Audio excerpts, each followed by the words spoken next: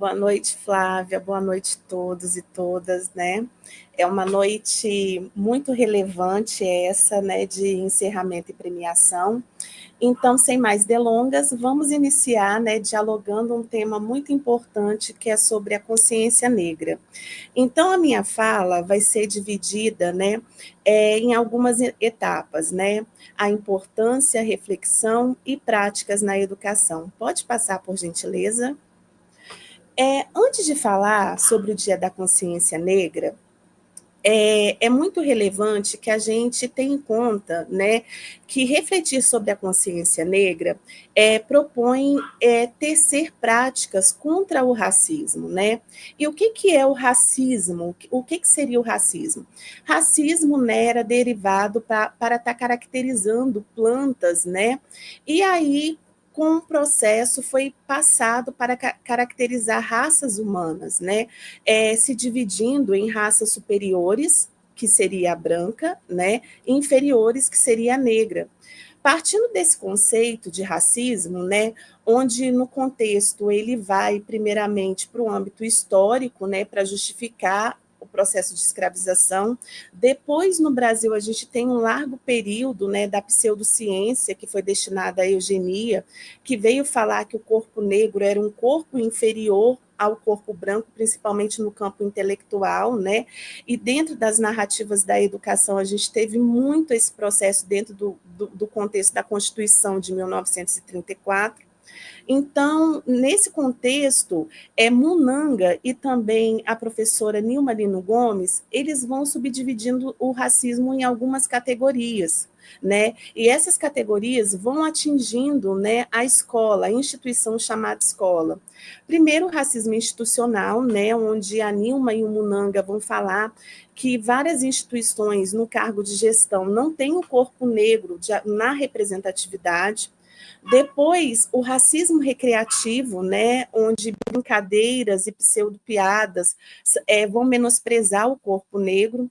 O racismo epistêmico, que seria no âmbito, né, das produções acadêmicas sempre estarem branqueadas ou embranquecidas, enaltecendo sempre o conhecimento, né, de forma eurocentrada, não enaltecendo o conhecimento, né, vindo de origem da cultura africana ou afro-brasileira. E o racismo religioso, né, que vai ser, que em 2012 começa-se a falar sobre o racismo religioso dentro da academia e vai falando que se usa para menosprezar o corpo, também se utiliza dentro das religiões afro-brasileiras. Pode passar, por gentileza.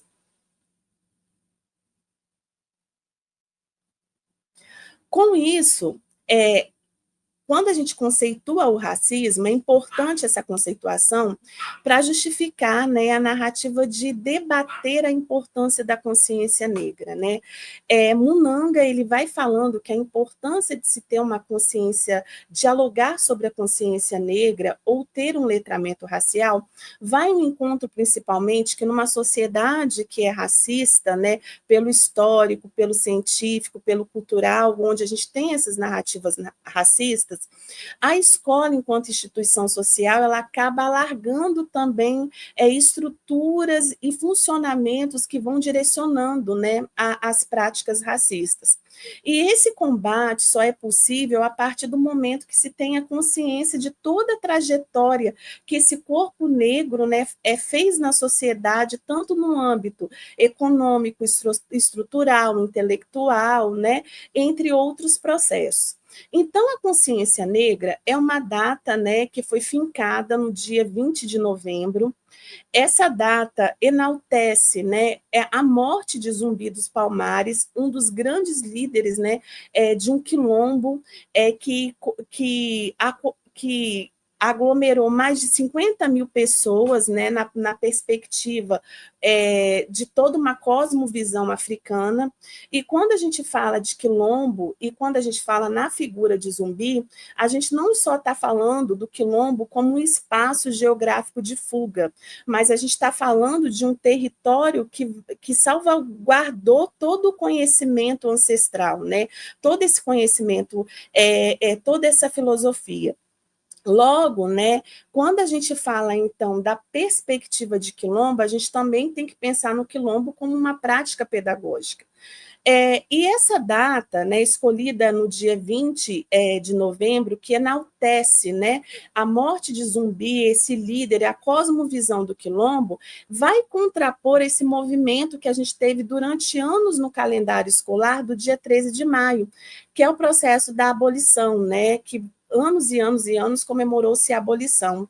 Logo, comemorar a abolição, o movimento negro unificado, né, que também militou por essa data do dia 20 de novembro, como a Lei 10.639 e tantas outras narrativas e conquista, para a gente falar desse corpo negro, tanto no âmbito econômico, social, cognitivo e também dentro da escola, vai falando dessa necessidade de colocar a consciência negra e trazer o negro ou a negra, né, como protagonista da história. E quando a gente fala em trazer esse protagonismo da história, a gente não está só querendo enaltecer o direito de pertença, de falar que todos nós somos diferentes a partir do momento de ser melaninado ou não melaninado. A gente também está falando de toda a contribuição cognitiva, intelectual, filosófica que essa população negra estruturou a sociedade brasileira, né? No calendário, historicamente, a consciência negra ela adentra em 2011, em 2023, né, depois de várias militâncias, várias narrativas, se coloca essa data no calendário como feriado, e não só como feriado, né, mas é o primeiro feriado que é enegrecido, né, que se pensa no corpo negro como contribuição para uma sociedade brasileira, como processos e narrativas, né, de se pensar os avanços que se teve a partir dessa militância histórica, política, pedagógica, filosófica, e ao mesmo momento também o que nós precisamos, né, fazer para avançar ainda, para combater o racismo na nossa sociedade e também na instituição escolar. Pode passar, por gentileza.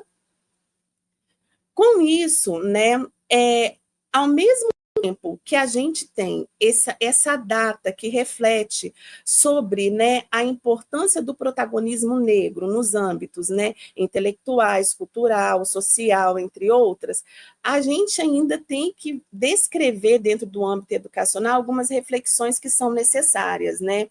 Por que é tão difícil debater por que é tão difícil articular o debate das relações étnico-raciais dentro do cotidiano da escola, né? Nós temos uma lei, a Lei 10.639, que foi sancionada em 2003, que completou 21 anos de vigência, e ainda falar de práticas e relações étnico-raciais dentro da escola, nos processos formativos, muitas vezes é uma entrave. E aí fica a questão da importância da gente solidificar a consciência negra e o letramento racial, onde a maioria da nossa população, de acordo com o regime de autodeclaração, né, que é o IBGE, mais de 55% da população se autodeclara negra. E quando a gente fala do corpo negro, é preciso também a gente repensar o que é o corpo negro dentro dessa sociedade brasileira, que a gente está fazendo a somatória, né, de pretos e pardos dentro dessa sociedade. E aí, o outro ponto também que fica para a nossa reflexão, mesmo amanhã sendo feriado, mesmo esse avanço que vem trazendo esse protagonismo negro, né, para debate nos nossos processos formativos, nas questões sociais, a luta pela pauta antirracista, Marino Gomes, o Munanga, né, já vem falando anos a fio, enquanto professores eméritos, né, da pauta das relações étnico-raciais, a ausência de representatividade dentro dos materiais didáticos e paradidáticos de ensino.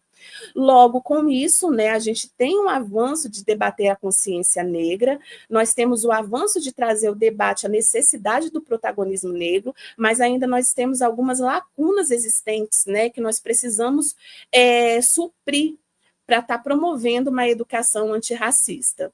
Pode passar, por gentileza. Com isso também, estudos, né, vêm apontando que essa ausência de representatividade, essa ausência de debate, né, dentro da pauta voltada às relações étnico-raciais, vão formando lacunas, né, no processo formativo, tanto emocional quanto cognitivo das nossas infâncias negras, né?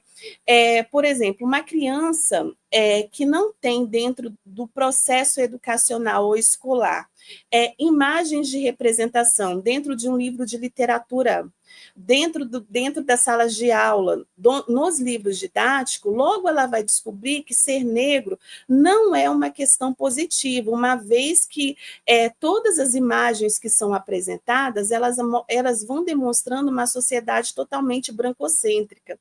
Com isso, né, ela vai entender que a identidade negra não é uma identidade positiva, né, de acordo com o que é posto no seu cotidiano de ensino e aprendizagem. Então, ela vai entender que para ser aceita na sociedade, ela vai ter que embranquecer. O mesmo estudo mostra que crianças que sofrem racismo, né, dentro do cotidiano da escola, elas sofrem, né, restrições, têm dificuldades no processo de aprendizado. Então, combater, né, as questões, trazer um enfrentamento frente ao racismo não é só uma pauta de se estar trabalhando as questões afetivas, mas também cognitivas, ambas que são de muita importância. E, por fim, o processo da socialização, né? Que por anos a fim, quando a gente estuda dentro pedagogicamente o campo da escola, a gente sabe que a escola é um espaço muito importante de socialização e relações de amizade, de laços, né? Uma criança que sofre racismo dentro da escola, logo ela vai ficar com seu processo de socialização afetado. Com isso, já vem firmando a importância de se debater a consciência negra e ter o letramento racial. A Lei 10.639 e também a Diretriz Curricular Nacional de ERE, de Educação para as Relações Étnico-Raciais, fincadas em 2004, elas vêm falando o seguinte, que o dia 20 de novembro, né, agora é feriado, mas quando não era feriado, e também próximo ao dia 20 de novembro, o novembro é um novembro negro, é um momento de se refletir, né, os avanços que os processos formativos, pedagógicos, as conquistas das práticas pedagógicas, o que alterou dentro dessa escola para mover uma pedagogia antirracista, né? E também trazer uma reflexão, né, ter um feedback, uma avaliação muito profunda daquilo que necessita, né, e do que é necessário fazer pedagogicamente, modificar pedagógico para estar promovendo as lacunas existentes para combater o racismo. Pode passar, por favor. A Nilma, ela vai falando, né, como uma grande pesquisadora, que dentro do âmbito da escola é muito difícil uma criança querer se reconhecer enquanto negro. Por conta de tudo que eu falei até agora, e principalmente porque não tem uma construção de identidade positiva, né? Seja nos discursos, né? Seja nos materiais didáticos, seja no processo cognitivo, porque muitas vezes também a figura do corpo negro só é mostrado dentro do processo da escravização, dentro do processo de tomando açoites, né? Não se tem uma contribuição como a África como um berço da humanidade, não se tem uma contribuição, né? Quais estruturas intelectuais e cognitivas, né, que foi utilizado da cosmovisão afro-brasileira para constituir o Brasil. Com isso, né, a criança vai entendendo que ser negro não é bom. E aí a Nilma vai falando também até nos brinquedos lúdicos, né, contidos no cenário da escola, né? Nós temos 55% da população que se autodeclara negra, e aí quando a gente pega, por exemplo, a boneca, que é um brinquedo lúdico utilizado no universo infantil, só se tem 9% de fabricação de bonecas negras, né? Então são movimentos antagônicos que precisam ser revisitados, né? Pode passar, por gentileza. Para isso, né, a professora Kilsan de Oliveira, ela vai falando que é necessário ter um enfrentamento.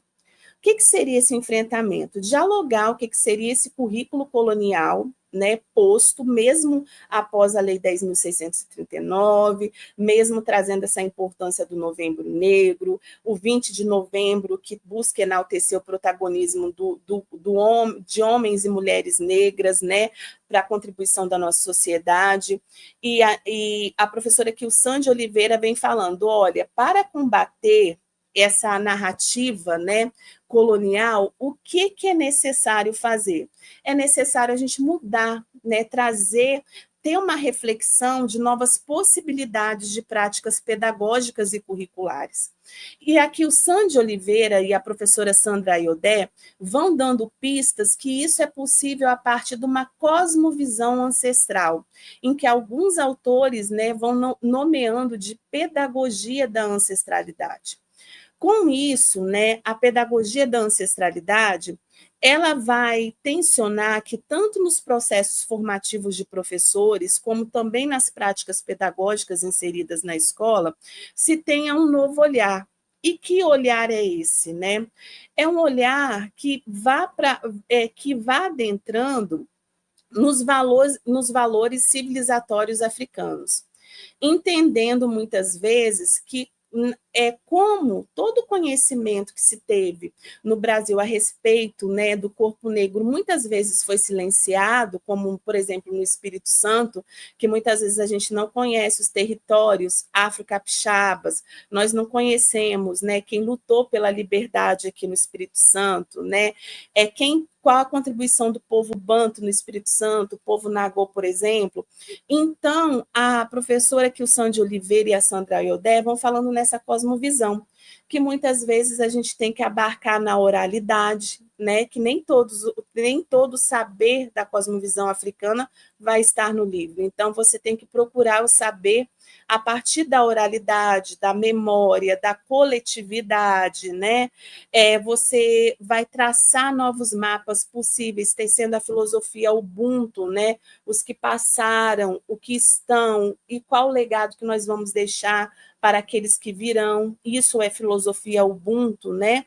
E vai falando também de romper com essa prática pedagógica tradicional, que Paulo Freire chamava de educação bancária, né? O que é necessário, né, tá dialogando, ter bases dialógicas, né, dentro da coletividade e pensando como que a gente tem uma BNCC, por exemplo, e a gente vai estar articulando esse debate das relações étnico-raciais, né, tá fazendo esse cumprimento da Lei 10.639, que a Lei 10.639, ela altera, né, a Lei de Diretrizes e Bases da Educação de 96, o artigo 26A. Com isso, o que eu quero dizer nesse momento? Falar sobre uma cosmovisão ancestral, tecer uma prática pedagógica antirracista ou uma prática pedagógica ancestral, é pensar, né, no protagonismo negro em todos os sentidos, e é urgente tecer isso dentro do cotidiano da escola. Pode passar, por gentileza. Nisso, quando a gente fala sobre a consciência negra, é muito comum pensar que trabalhar a consciência negra no cotidiano da escola, no cenário educacional, é você pegar o mês de novembro e você e se produzir painéis dentro da escola ou algumas atuações isoladas. Trabalhar a consciência negra não é fazer painel aleatório, né? Eu trago na imagem aqui um exemplo de uma menina com material, com cabelos cacheados, né? Em um material totalmente duro. A professora também, Nilma Lino Gomes, ela vem falando, né, que o racismo chega na infância, principalmente no corpo infantil, a partir dos cabelos, né, onde se fala que o cabelo é ruim, que o cabelo é duro, que o cabelo é ruim, e com isso tem que se ter uma sensibilidade para trabalhar as pautas raciais. Não é utilizar qualquer material, não é fazer um mural aleatório, não é trazer um grupo de capoeira, né, próximo ao feriado do dia 20 de novembro, né? Temos 200 dias letivos e 800 horas aula. O aluno não só enegrece em novembro, trabalhar a pauta racial, ela tem que ser uma pauta contínua, né? E muito bem refletida sobre o que vai trabalhar, como vai trabalhar e o que vai fazer, né, para enaltecer um antirracismo e não simbolicamente ou implicitamente tá vinculando, né, ações racistas na escola, né? E aí é, algumas perguntas muito simplórias eu trago a partir dessa imagem. Será que essa criança gostaria de ser representada por esse mural? Esse cabelo, por exemplo, enaltece a negritude, os traços negroides, né? A criança, né, que tem o cabelo cacheado ou crespo, será que ela se identificaria, por exemplo, com esse mural, né? Então, uma das reflexões que traz a partir dessa leitura de imagem, né, é que trabalhar as relações étnico-raciais deve ser feita durante um ano todo, né?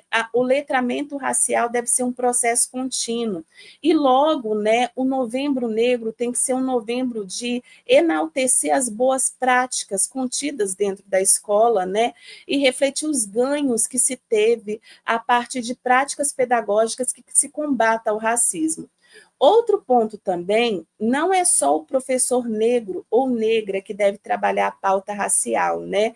Todos devem trabalhar a pauta racial, uma vez que a pauta racial é uma pauta de direitos humanos. A gente está entrando no campo dos direitos humanos.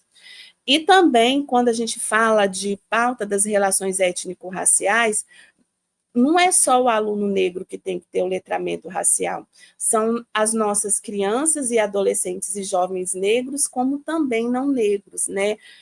Uma vez que a gente está falando de um âmbito, né, onde a escola tem que ser um espaço que visa, né, a democratização do saber, o conhecimento crítico e de qualidade. Pode passar, por gentileza. Outro ponto também, né, são pautas que a gente deve pensar no cotidiano da escola. Será que trabalhar o letramento racial é apenas trabalhar se o aluno é retinto ou não, trabalhar o cabelo, né? Uma construção de representatividade, né? Grandes pesquisadores vêm falando, é você trazer o saber que foi ocultado historicamente. Os alunos, né, terem a compreensão desse berço da humanidade. Entender, por exemplo, né, que em África, 2000 anos antes de Cristo, já se produzia matemática. Né?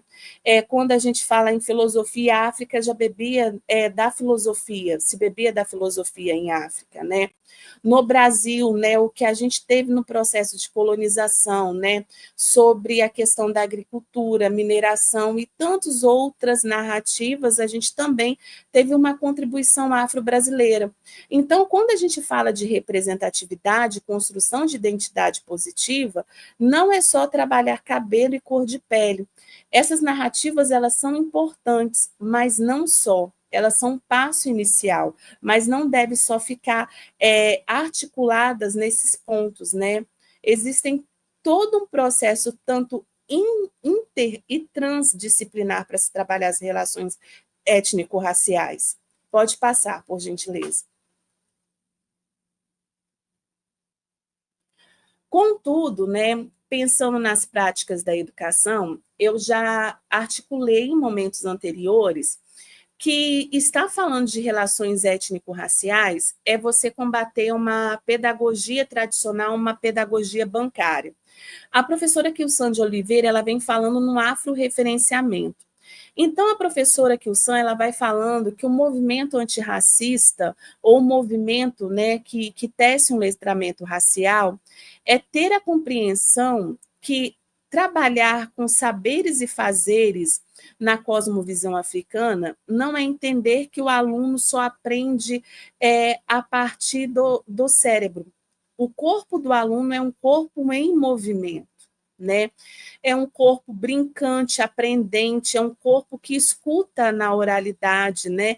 Que aprende com os mais velhos, né? Aprende com as cantigas de roda, aprende com a memória, com a construção de identidade. Então, logo, o afro-referenciamento, ela vai romper com as práticas pedagógicas tradicionais e ela vai problematizar possíveis ações e novas ações dentro do cenário escolar. Entre essas ações é fazer um cardápio pedagógico ou possibilidades pedagógicas, né, que o aluno seja esse corpo em movimento, onde seu corpo seja um templo de aprendizagem. Pode passar, por gentileza. E aí, quase finalizando, eu trago alguns exemplos, né? Primeiro deles, né, é trazer uma narrativa, né, e uma reflexão.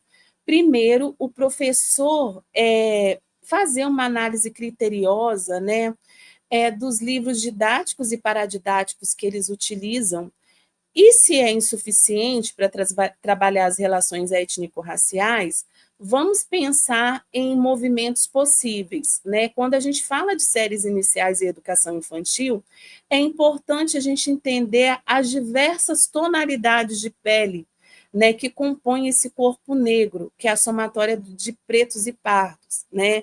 Então, o que é ser negro, né? Como que esse aluno vai enegrecer a partir de uma construção de identidade positiva? Outro ponto também é entender e deixar muito claro, tanto no processo formativo docente, como nas nossas práticas pedagógicas vinculadas, é que dentro do cenário do Espírito Santo, a gente teve grandes contribuições de narrativas de homens e mulheres negras. Aqui eu trago, por exemplo, a imagem do sítio histórico, né, da igreja de São José de Queimado. Quase ninguém conhece a história da insurreição de Queimado ocorrido no Espírito Santo em 1849. Depois da revolta dos malês, foi uma das maiores revoltas que aconteceu contra o processo de escravização. Juntamente a essa narrativa, né, de espaços afro-capixabas, por exemplo, né, será que os nossos alunos e nós, enquanto professores, nós conhecemos a história do Museu Capixaba do Negro, né? Nós conhecemos o território, a história das Azimbagaba, de Constância da Angola, né? Do Chico Prego e de tantos outros espaços que foram movimentos de resistência e também personalidades de resistência, né? Será que a gente consegue trazer isso para o cotidiano das nossas escolas, né?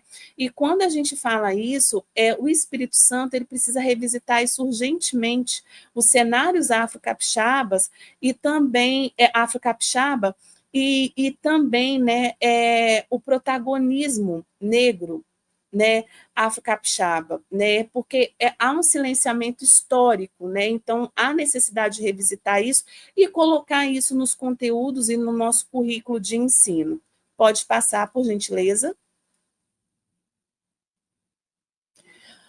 Quando a gente fala, né, de jovens e adolescentes, né, por exemplo, a gente tem grandes escritoras que dá para trabalhar a parte das vivências, né, ou seja, as narrativas negras na primeira pessoa, como a Conceição Evaristo, né, a partir da escrevivência, né, que a escrevivência ela vem para borrar a história, né, da Casa Grande, e não vem cantar canções de niná, ela vem enaltecer, né, esse corpo negro dentro da sociedade, mesmo com todas as mazelas.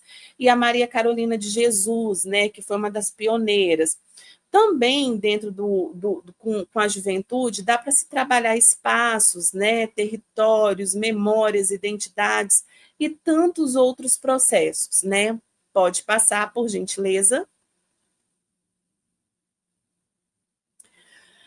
E aí, quando a gente também fala de possibilidades das práticas pedagógicas na educação, é possível estar movendo, na ausência, né, de conteúdos de ensinos no livros didáticos, você está fazendo um recorte de livros de literatura afrocentrados, ver o movimento que esse livro vem trazendo, né, qual a temática que ele quer dialogar. Aqui, por exemplo, eu trago um livro, né, afro-referenciado, a Nai, a panela modelada no barro, e um exemplo de atividades, né, construídas para estar articulando com o aluno a partir da perspectiva da ancestralidade, né? O que seria ancestralidade, como que a gente pode chamar o mais velho da comunidade para dialogar, e tantos outros processos. Pode passar, por favor.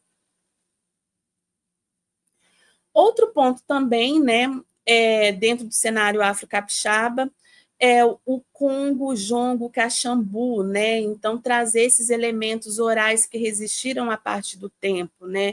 E a partir desse tempo, o que seria esse instrumento, a casaca, né? Como que a casaca se torna a casaca que antes era reco-reco? Como que a gente pode falar dessa banda de Congo como memória, né? E trajetória, né? E aí, como também a gente pode visitar outras bandas de Congo? Pode passar, por gentileza. E, por fim, né, eu deixo um provérbio africano, né, que é preciso uma aldeia inteira para educar uma criança. E finalizo falando o seguinte, né, a consciência negra, o feriado da consciência negra é um momento histórico de grande importância, né, que vem enegrecendo os nossos calendários que eram eurocentrados, visa trazer a narrativa, né, de corpos que historicamente foram silenciados. Porém, nós não podemos apenas falar pedagogicamente, né, sobre a narrativa de homens e mulheres negras só apenas no dia 20 de novembro. Deve ser feito, né, durante todo o ano letivo e finalizando, né, trazendo uma reflexão nessa data, né, em todo novembro, para ver os avanços e retrocessos. Agradeço a escuta, agradeço a partilha, né, e desejo uma boa continuidade de evento.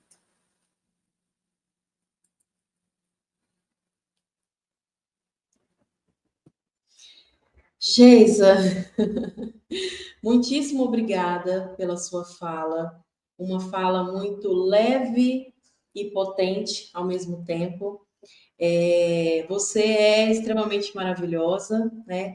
E eu quero reforçar mais uma vez, de todos os cursos que a Sapio Magister tem em sua plataforma, dentro ali das 5 trilhas de aprendizagem, esse curso de educação para as relações étnico-raciais foi o curso mais consumido, né, por um número ainda maior de municípios. Isso mostra que a gente está num caminho muito interessante, né, Geisa? Num caminho em que as pessoas estão, de fato, olhando para esse tema, buscando compreender as melhores práticas, né, como você disse. A gente precisa trazer atividades todos os dias. Né? A gente precisa trabalhar a prática antirracista todos os dias. Então, todos os dias, aprender um pouquinho para que a gente possa aprimorar a nossa prática sempre, sempre, sempre. Muito, muito, muito obrigada mesmo. Eu que agradeço, Flávia. Parabéns à Sapio, né, pela oferta desse curso, parabéns aos cursistas, né? E trabalhando as relações étnico-raciais desde 2009, né? Sou uma pessoa muito otimista, né? E com certeza o espaço antirracista se tornou um espaço mais inclusivo e democrático, com todos os professores, né, que tiveram a oportunidade de fazer esse curso, né? Agradeço e estou à disposição sempre para o diálogo, tá? Um abraço afetuoso e boa continuidade de evento.